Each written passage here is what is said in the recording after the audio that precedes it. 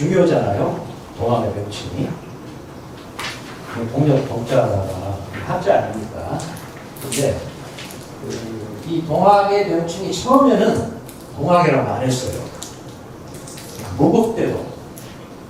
무국대도는 다른 말로 표현하면 한없이 큰 진리, 뭐 한도 끝도 없는 그런 진리, 그 다음에 동양, 음양, 오행, 사상, 그 이전에 태극 이전에 무국, 뭐 그런 뜻이 뭐 여러 가지 함축적으로 들어가 있어요.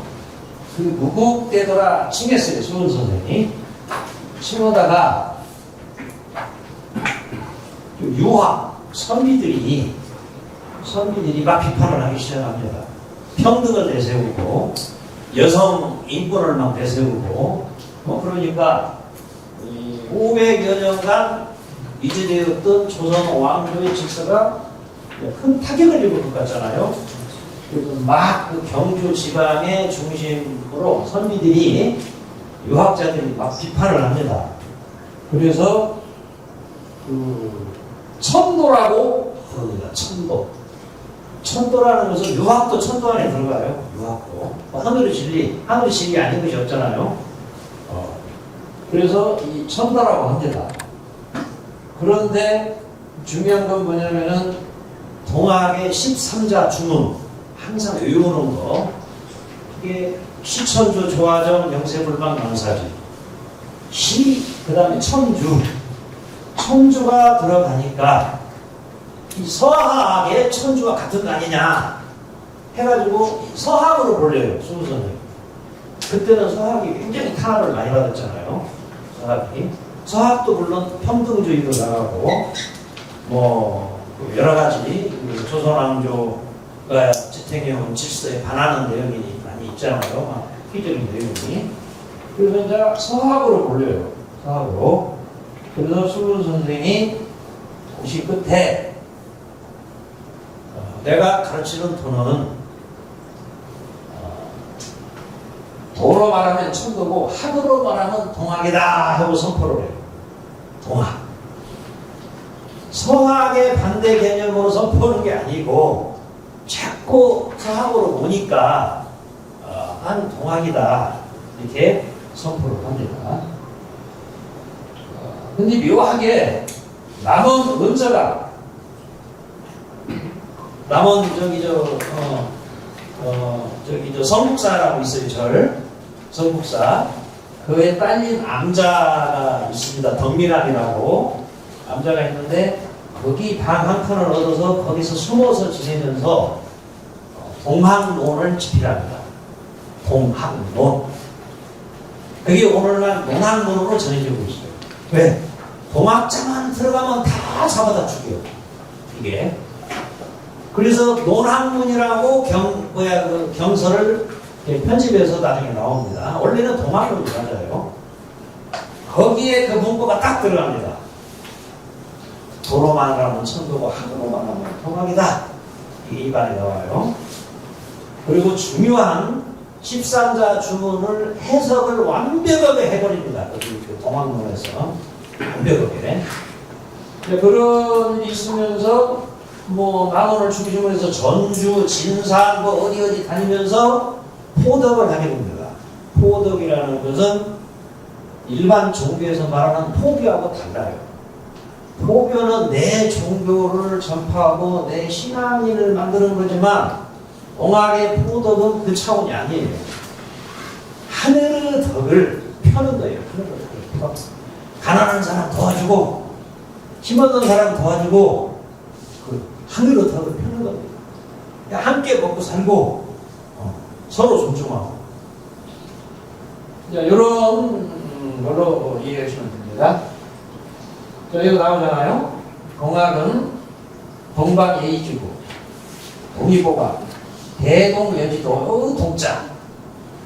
왜 조선이라는 나라는 전부 동자를 넣었을까요? 조선과 동자는 하나로 통하죠.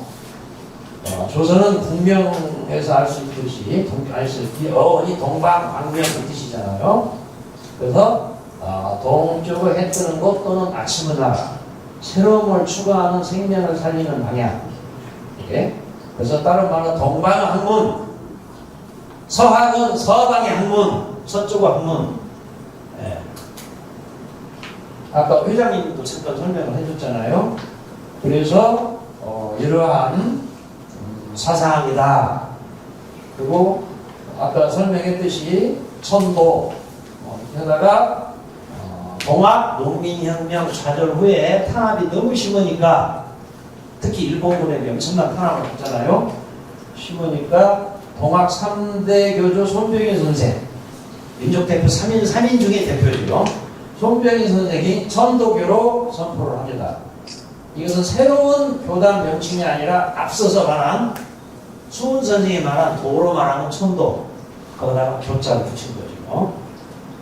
왜냐하면 그때 세계에서 어떠한 흐름이 있었냐면은 종교를 탄압하면은 서방 세계에서 가만히 안 있어요. 막 군함을 보고 와요, 군함을. 그래서 동학이라고 하니까 너무 탄압이 심하니까 원래 천도라고 했는데 교자를 붙여서 우리도 뭐 약간 종교화를 하자 해가지고 선언을 하죠. 1905년. 그 밑에는 거기에 대한 설명이고요. 이 사진 한 장. 러시아 영사관에 있는 파블로라고 있어요. 파블로. 자료집에는 정확히 나옵니다. 이 설명이, 사진 설명이 자료집에는. 파블로가 찍은 사진이에요. 수원 선생은 사진이 없어요. 조선화만 전해주고 있지. 해월 선생은 사진이 딱 한 장 전해줘요. 전봉준 장군도 사진이 한 장 딱 전해주고 있어요. 이게 죽기 직전, 이 종교적인 말 나오는 뭐라냐면 순교, 동학으로 말하자면 순도라고 해요.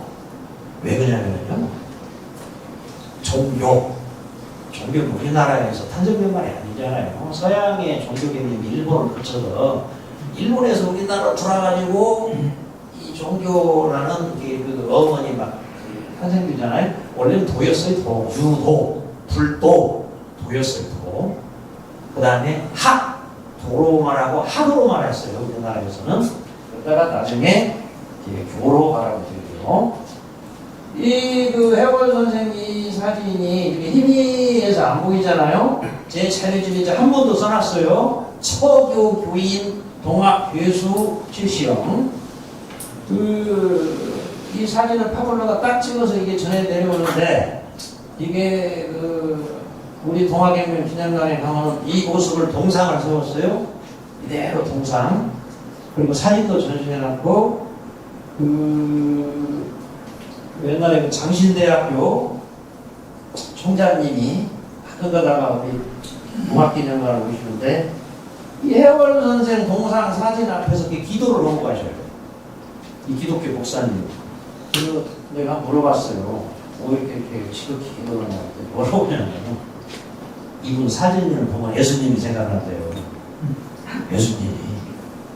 예수님이 실질적으로 사진이 있다면 이 모습이 아닐까. 뭐 이런 말씀을 하시는 거예요. 막 눈물을 흘려요. 막 눈물 진짜. 발은 퉁퉁 부어서 걸음도 못 걷고, 옷은 다 갈기갈기 찢어졌고. 봐봐요. 이게 뭐 거룩한 성자의 모습이에요. 이게 사진입니다. 덧붙여서 좀 말을 하자면은, 이분이 마지막 돌아가실 때 뭔 말을 했냐면은, 이종은 있는가? 33인종이 한 분이 그분한테 내가 마지막 부탁이 있다. 뭡니까 스승님? 그러니까 쌀을 몇 말 찧어서 떡을 내오라고. 떡. 요즘 뭐 성당서도 교회에서도 사찰에서도 그렇고 떡 많이 나눠주잖아요. 떡이라는 게 상징적 개념이 있는가 봐요. 그래가지고 거기 감옥에 갇혀있는 모든 사람에게 떡을 나눠줬어요. 떡을. 그리고 거기서 남긴 말이 뭔 말이냐면은, 하느님이 배고프면 안 된다. 동학 천도교에서는 단식을 안 해요. 단식 안 해요. 사람이 배고픈 것은 하느님의 배고픈 거다. 이렇게 말씀을 해요. 그리고 물론 캐톨릭에서도 이제 그걸 주장하죠. 자살을 인정 않잖아요. 캐톨릭에서 인정 않잖아요. 동학에서도 인정 안 해요. 절대 스스로 목숨 끊으면 안 돼요.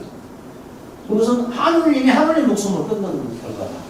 이게 바로 인내천, 사인여천이잖아요. 경활에서 유명한. 뭐 여기서 시간이 쭉 지나가니까 한번 넘겨볼게요. 그래서 본론으로 들어왔어요. 아까 선언이고, 뭐 쭉 보면은 여러분들 다 아는 거죠. 용머리복에 거쳐서 이게 쭉 들어오죠. 뭐 우열일성이라는 피를 흘리지 않고 들어왔다. 뭐 이런 말이고, 그 다음에 이 직방소라는 거, 이게 아주 중요한 거잖아요. 직방소. 직방소는 동학 조직이 두 개 조직이 있어요. 하나는 접주, 대접주, 접사, 이러한 동학의 그 연원 조직, 이 정신적인 조직입니다. 그 조직이 있고 하나는 행정 조직이 있어요. 행정 조직, 본부. 본부에 전문가를 낳잖아요. 전문가를. 거기에 교장, 교수, 직강 해가지고 6단계 조직이 있어요. 그 직강이 이 직강수 책임자예요. 그게 한자 지식도 좀 있고, 뭔가 좀 해박해. 교장은 법이 좀 많고, 교수는 뭔가 좀 지식이 좀 많고, 그 교장, 교수가 다 통합해서 나온 거더라고요. 이 직강. 그래서 이 직강소를 통해가지고, 우리나라 최초로 민주자치 시대를 열었어요. 민주자치 시대. 요즘 말로 말하면 그게 뭐냐면은, 민주주의죠, 민주주의. 민주주의를 열은 거예요. 더군다나 민주주의는 대의민주주의잖아요. 대의. 우리가 선거로 뽑아서 우리 대신 일어나. 이때 민주주의는 직접 민주주의예요. 대의민주주의가 아니라 직접 공화국이 통치를 하는 거예요. 직접. 전라도 53분에 뭐 한두 군데 빼고 한두 군데는 설치를 못했어요. 거기 여파로 저 김구 선생의 항의를 해주셨는데 거기서 됐어요. 나중에 펴져가지고 경상도에서도 그러고 엄청난 이게 큰 우리 전주의 자랑이자 호남의 역사자 대한민국의 역사고 인류 세계사에 빛난 일입니다. 인류 세계사.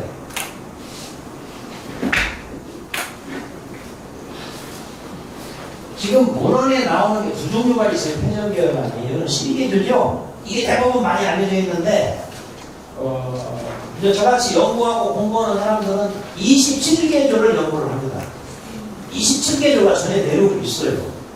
그 27계조의 전봉주 공초록을 보면은 공초록이나 전봉주 판결문 재판 받았잖아요. 판결문은 그게 나와요. 예. 근데 이것은 약간 전무적인 내용이에요. 전무적인 내용. 27계조는 거의 뭐냐면 세금과 관계된 내용. 세금 때문에 엄청나게 힘들었잖아요. 뜯어가고 막 찾고 가고 그런 내용. 그리고 이 12계조 내용만 보더라도 요즘 정치하는 사람들이 지금도 이 시대를 보존한다고 그래요. 지금도 이 시대를 보존한다고. 토지는 평균으로 나눠 지켜야 한다. 이걸 가지고 일부에서는 사회주의 아니요? 사회주의는 완전 다릅니다. 사회주의는 사회재산이 없어요. 여기는요, 땅을 나눠주고 지어라 이거예요. 개인이 지금 적당히 세금도 내고 완전 다릅니다. 그거하고. 그래서 이 패전계획안 12계조 27계조 너무 길고 한자가 많이 나와요. 자, 이게 박평과 하면도 전주성 전면도 아주 실감나게 그려놨죠? 실감나게 보고막에도 써있고, 청양청에도 써있고, 제폭봉에도 써있고, 풍남문도 써있고, 동력 독자도 써있고,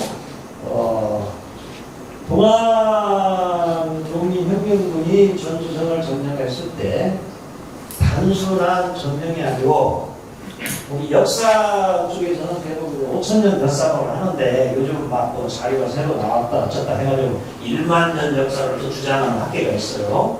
그래서 아직 결정이 안 났어요. 그건. 그래서 정론 학계에서는 5,000년 역사라고 말을 하죠. 5,000년 역사에 탄압받고 지배받던 것이 여기서 해방이 되는 거예요. 여기서 해방이 되는 거예요. 그 감격. 정말 우리가 말로 표현을 못하겠죠. 아까 나왔잖아요. 12계절 패전에 농민문서를 확 불살라고 했잖아요. 그리고 왜 남자는 처벌도 결혼을 3번, 5번 하는데 왜 여자는 한 번 결혼했다 실패하면 평생 혼자 수절을 해야 되느냐. 보호하겠으면 없애버렸어요. 보호하겠으면 없애버렸어요. 청상가구의 개간을 허용할 사 나오잖아요. 여기에 엄청난 사건이잖아요. 그런데 그 이유가 수원 선생 어머니가 수원 선생 어머니가 한번 시집 갔다가 남편이 돌아가셔서 애기가 없는데 수원 선생 아버지하고 결혼해서 뭐 경옥대는 법전이 있죠. 조선 법전에 뭐라고 써있냐면 제가녀 자는 과거에 응시할 수 없다. 이렇게 딱 써있어요. 그래서 수원 선생 아버지는 영남에서 퇴계학파로 안아주는 최옥 선생 아들인데도 불구하고 수원 선생은 과거의 점을 볼 수가 없어요. 그래서 수원 선생이 엄청나게 방황을 합니다. 방황을. 공부도 많이 했는데 수원 선생이 득도 인내천이라는 득도를 딱 하고 처음 지내는 게 뭐냐면은 대대로 물려왔던 그 여자종, 자기 가문에 여자종 둘이 있었는데 한 명은 수원 선생 친아들하고 결혼시켜버려요. 혼인을 시켜요. 또 여자종 한 명은요 양녀로 입적시켜버려요. 양녀로. 노비문상 불사르는 게 아니라 신문제를 완전히 해방시켜서 실천을 해버립니다. 수원 선생이. 수원 선생이 결국 돌아가시는데 가장 큰 제목이 그거예요. 가장 큰 제목. 막 이런 그래서 이거 동아변경 때 그거 막 다 실천해버려요. 이 박홍규 할머니 그랬던데 치열한 전투장면이죠. 치열한 전투장면. 누가 하늘을 바탕한가. 여기서 이제 뭐 시기인데 하나에 신동엽 시인의 시에서 나오는 배경입니다. 누가 하늘을 바탕해서 여기 가운데 쫙 선이 그어졌죠. 그게 무슨 의미냐면 총알. 상징적으로 총알이 쫙 그어졌잖아요. 거기에서 우리 동학 국민분들이 목숨을 아끼지 않고 1차 기포는 관군을 상대로 2차 기포는 일본군을 상대로 싸웁니다. 일본군을 상대로 치열한 전투 소매인데 중요한 것은 여기 작가님들 많이 계시잖아요. 서양은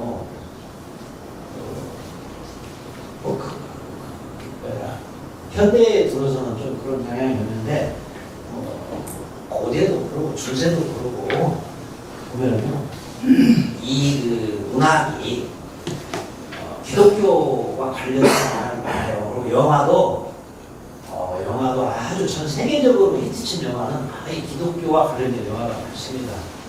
왜냐면요 사람들 신성을 막 발동시키잖아요. 그게 신성을. 그러듯이 동학에도요 아주 스토리 줄거리가 많아요. 진짜 줄거리가 많습니다. 잘 모르니까 그런지 이 세세한 거 하나둘 알다 보면은 시 쓸 내용도 많고 소설 쓸 내용도 많고 산문 쓸 내용도 많고 아주 많습니다. 줄거리가 뭐 100%에서 지금 나온 것은 한 5%도 안 돼요. 5%. 논문은 좀 많죠. 논문은 1년에 30편이 쏟아져요. 근데 논문을 일반인들이 안 보잖아요. 잘 어렵고.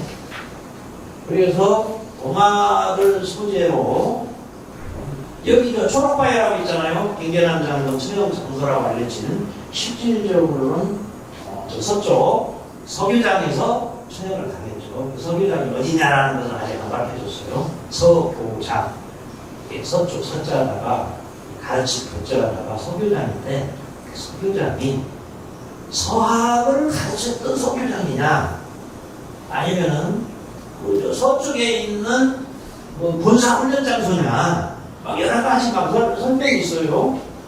일본 기록에 소교장이라고 나와요. 그래서 아직 그 정확한 위치는 안 나오지만, 아무튼 이 초록바위 부분에서 그 서영도 장군이 처형을 당한 건 사실이에요. 전주 고사, 전주 옛날 역사를 보면 이 내용이 나와요. 이 내용. 초록바위에서 서영도가 공개 총살령을 당했다. 그리고 거기에서부터 다라산까지 그러니까 수백 명, 수천 명이 학살당했다. 공화국들이. 특히 일본군에게. 근데 그 중에서 대표적인 분으로 안 다뤄. 사람들이 아직 안 다뤘어요. 이 두 분은. 이 서영도 적중하고 이봉룡 그 소년하고는 아직 안 다뤘어. 논문에 슬쩍 비치고 제 책 내용이 슬쩍 나오기 정도지 안 다뤘어요. 이 두 영웅이 있었어요. 두 영웅. 이게. 그래서 한번 보세요. 뭐 처형당한 내용 나오잖아요. 그 서영도는 전주성을 점령할 때 큰 공헌을 세웠어요. 그 다음에 이봉룡 소년 전주는 김구 소년 전주처럼 김구 선생님 그때 17인가 있었잖아요.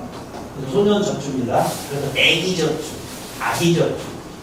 애기 전주라고 해서 엄마 품 안에 있는 애기가 아니에요. 그냥 청소년들을 불렀어요. 그때 애기 잠수.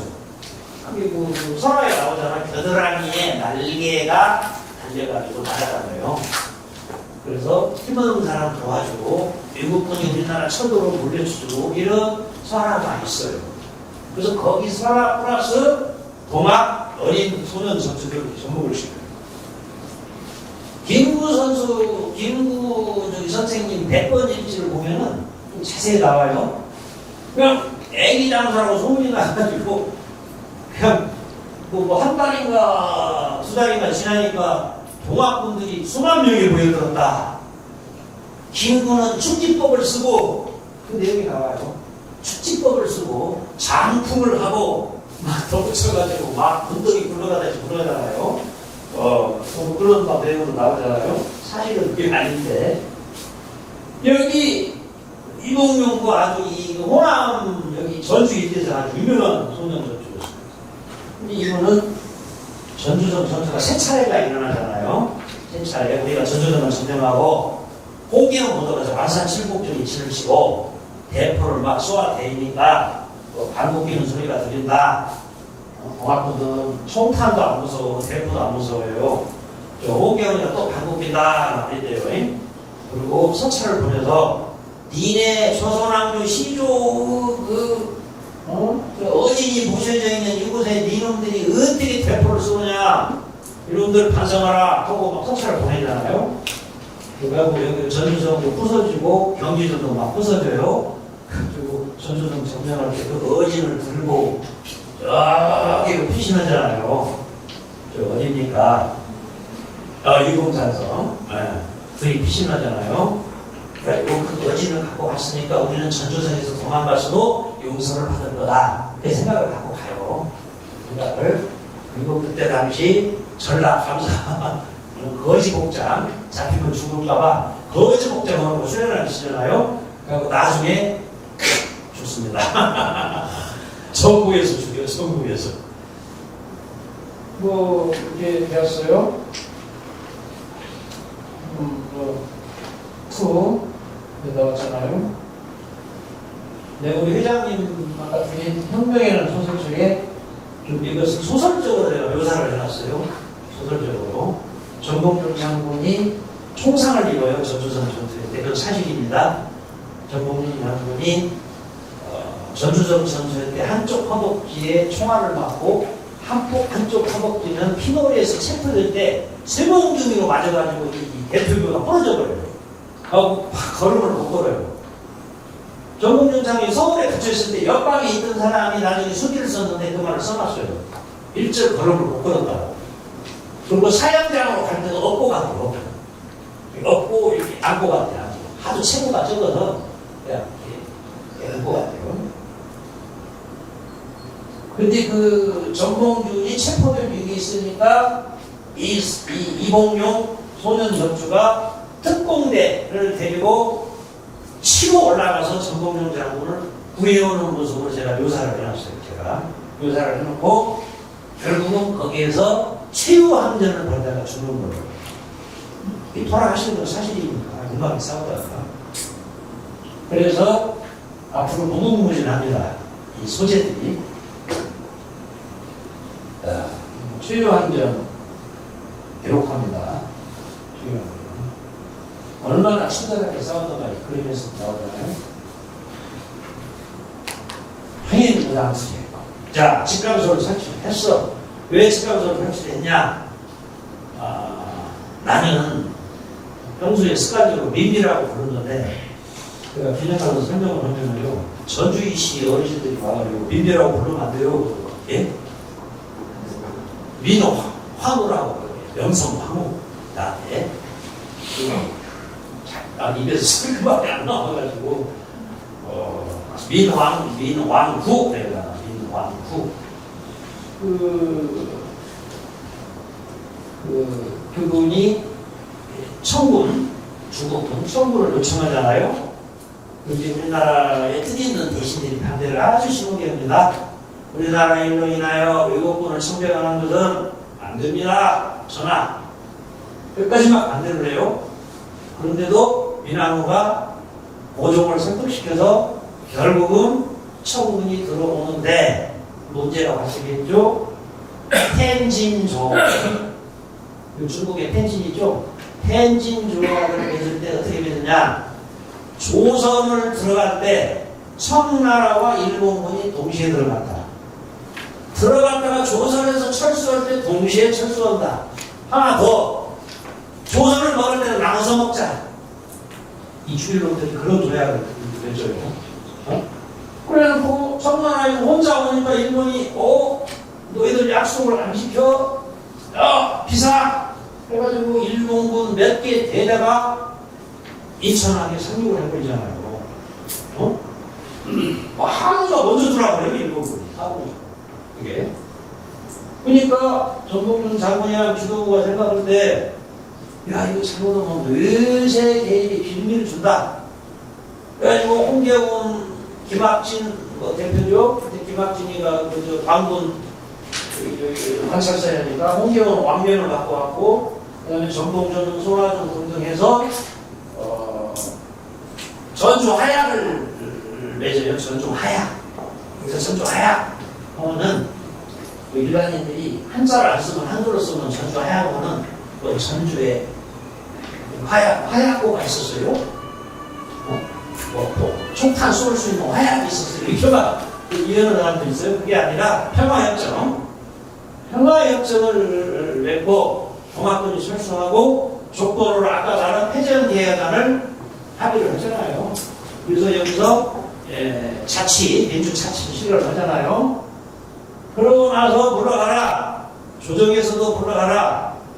그러니까 안 물러가. 청나라는 그러면 우리를 물러갈 때는 일본도 물러가라. 일본은 우리는 못 물러가겠다.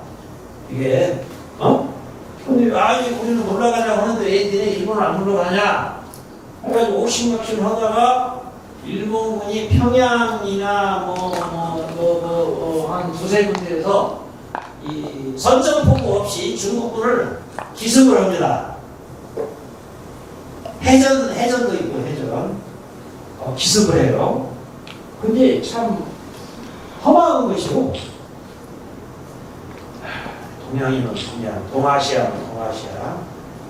거부. 이 청나라가 일본군에게 그냥 박살이 나요. 박살. 물론 선전포고 다 기습공격해서 그런가 모르지만은, 우리가 쫙 막 중국 본토까지 쫓겨가지고,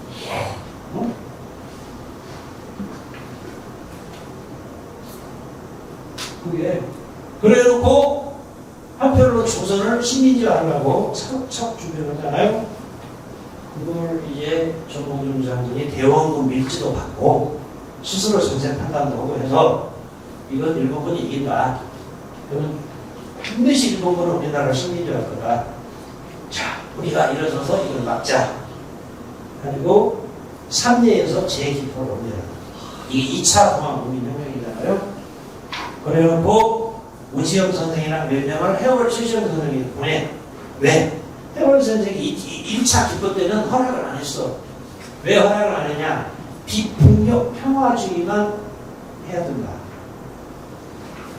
손에 칼을 들지 말아라. 무기를 들지 말아라. 비폭력 평화주의를 내가 하라고 한다. 동학 최고 지도자 손호 선생 다음 해월 최시영이 있잖아요. 근데 전봉준 주장이 다그마니까 보내요. 해월 선생이 손병희 선생이랑 몇 명 참모들의 얘기를 듣고 이제는 비폭력 평화주의를 해서는 안 됩니다. 싸워야 됩니다. 해가지고 해월 선생이 전국 동학 또 총기포령을 내려요.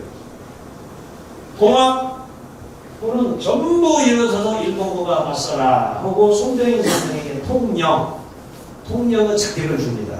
대통령 자격을 줘요. 동학군.